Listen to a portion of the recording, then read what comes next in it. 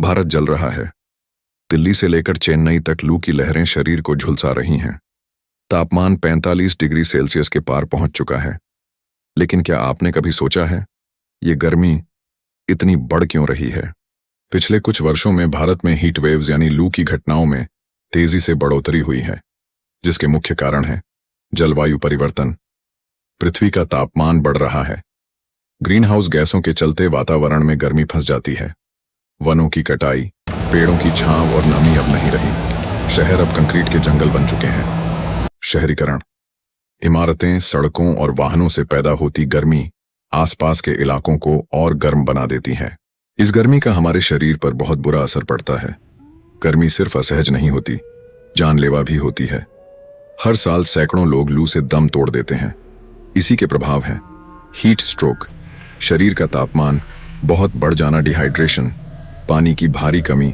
इससे बुजुर्ग, बच्चों और मजदूरों को सबसे ज्यादा खतरा रहता है। खेतों में काम करते किसान और दिन भर धूप में घूमते डिलीवरी बॉय, इनके लिए गर्मी एक खतरा बन चुकी है। अब सवाल ये उठता है, हम इससे कैसे बचें?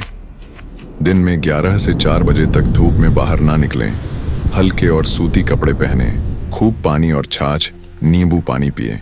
सिर पर टोपी या गमछा रखें। किसी भी अवस्था में कम से कम 3 लीटर पानी जरूर पिए। किडनी की बीमारी वाले प्रतिदिन कम से कम 6 से 8 लीटर पानी जरूर लें।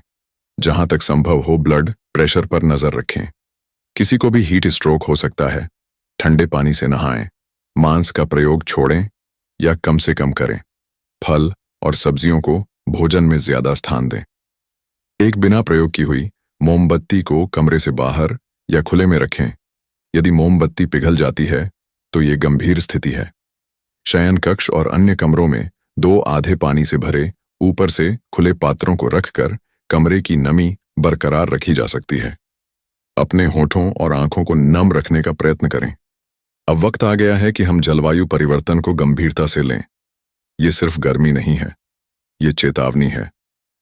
अगर हम आज नहीं जागे तो आने वाली पीढ़ियों को सिर्फ आग का गोला सौंपेंगे। लेकिन अगर हम साथ आए, पेड़ लगाइए, पानी बचाइए और जागरूक बने, तो एक ठंडी उम्मीद फिर से लौट सकती है।